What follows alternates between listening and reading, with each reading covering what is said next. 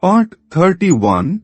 The Bridge of Stones. Rama's army marches to Lanka. The skies blushed with dawn as Rama, his heart burning with purpose, stood beside the ocean's mighty waves. Before him stretched the endless sea, deep, vast, and fierce, guarding Lanka like a jealous serpent guarding its treasure.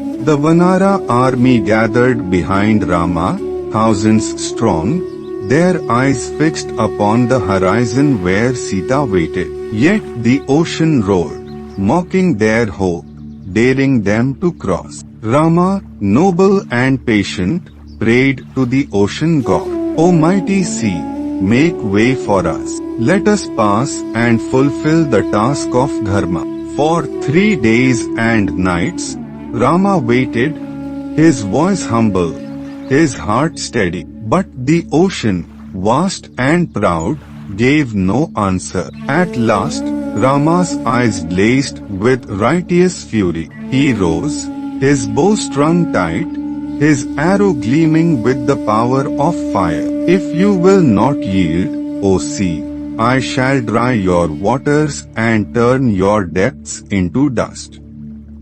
The skies trembled, the earth quaked, and the waves froze in fear. Rising from the depths, the ocean god bowed low. "O Rama, forgive me. I am bound by my nature. I cannot part, but I offer you my blessing. Build your bridge, and I shall hold its stones upon my waves." With the ocean's blessing, the great task began. Under the command of Nala, the Vanara engineer, the mighty army gathered trees, boulders, and mountains. And then, a miracle unfolded. Each stone, carved with the name of Rama, floated upon the sea, defying nature itself. Rock by rock, the bridge stretched forth, strong and steady, its path gleaming under the golden sun. Hanuman, Angada, Jambavan, and the Vanara legions worked day and night, their chants rising like music, their hearts filled with faith. The bridge grew, mighty and unbroken, a testament to love, courage, and the power of Rama's name.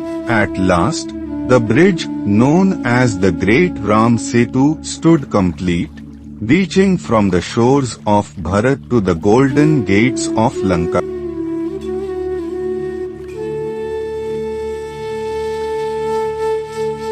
Rama stood upon it, his eyes shining like the morning sun.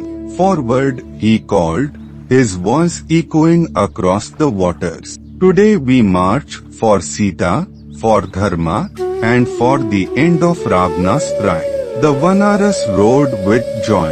With Rama and Lakshman leading the way, they crossed the ocean, step by step, heart by heart, until the golden city of Lanka rose before them, proud and gleaming, unaware that its final dawn had begun.